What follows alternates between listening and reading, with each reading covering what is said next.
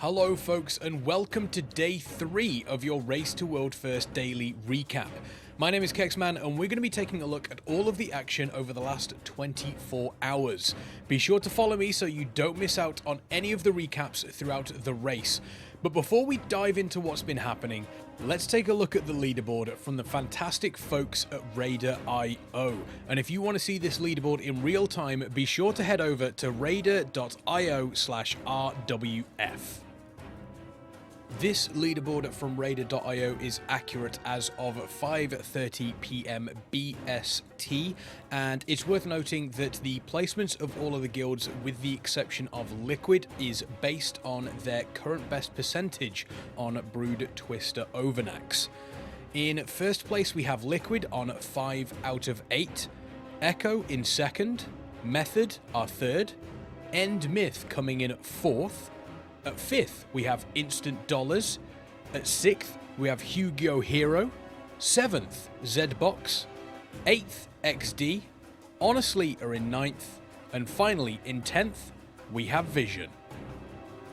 With the dawn of day 3, every conversation was focused on Broodtwister Ovi'nax, and just when we'd see the first kill of the certified most dangerous worm. With over 25 guilds all progressing at the same time, Liquid were naturally heavy favourites to claim World First, and they did not disappoint.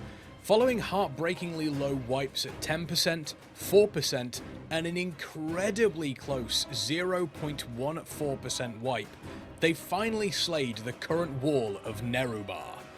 One of the most interesting parts about this kill for Liquid were the composition changes that they made during progression. They started the fight using 3 tanks to help control all of the Azj. However, upon seeing the success Method were having with a double Blood Death Knight tank setup, they made the switch on pull 69. Nice. And started to see great success. A few more changes with an augmentation and devastation Evoker being changed for a Havoc Demon Hunter and Windwalker Monk. Pull 119 proved to be the magic number. With Ovi'nax down, it was time to take on the Nexus Princess herself, with Kai'Veza being touted as more difficult than Ovi'nax. The end of Liquid's raid day was looming, but they still managed to get in some good pulls, with a current best of 63.19%. Day 4 is going to be a very different day for Liquid, with the switch from an ad-heavy encounter into a pure single target one. Outside of the world first kill, we saw plenty of action on Ovi'nax, with multiple guilds working hard to catch up and claim that world second. Instant Dollars took it upon themselves to remind everyone that they are gunning to beat their previous standing of world 4th in Yggdrasil, with a fantastic evening of progression, getting Ovi'nax down to 39.17% on their 41st pull before heading to bed. We also saw some huge movement coming in from the Chinese guilds, with both End Myth and Zbox blasting through Rashanan and making massive inroads into Ovi'nax, with the guilds placing bests of 37.64% and 57.4% respectively. It's interesting to note that End Myth is currently sat at 160 pulls, far and away the largest amount that we have seen from any of the teams. History has told us that we see these pulls from Chinese guilds who prefer to chain pull bosses. Will this be the race where that pays off for them?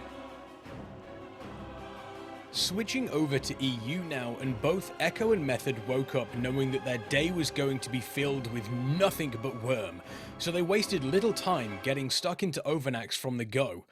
With very similar compositions, the double blood DK setup now being picked up by Ekko, it was effectively neck and neck between the two teams before Ekko managed to get ahead with some very low pulls, currently sitting at a best of 3.78%.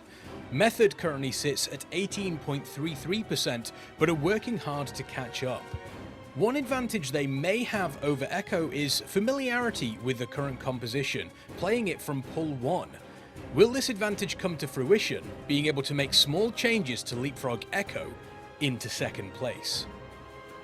If we take a look at the current pull count and progress between Ekko, Method and Instant Dollars, brought to you from the fantastic folks at Raider.io, we can see that all 3 guilds have made near identical progress over their current pulls, with Ekko now starting to pull ahead. With Ovi'nax continuing to prove problematic for so many guilds, the next few hours are going to prove to be incredibly important for many guilds, none more so than Ekko and Mythic. If they want to keep pace with Liquid, then they need to claim a kill of the boss soon, before the NA team start their day on Kai'Veza. The first race of the War Within has not disappointed, with Nerub-ar Palace giving us our most exciting mid-race push that I can personally remember. Will we see a kill on Ovi'nax from any of the number of guilds that are progressing to catch up to Liquid, or will the North American juggernaut continue to extend their lead in this race to World First? Be sure to be here tomorrow at the same time to get your daily recap.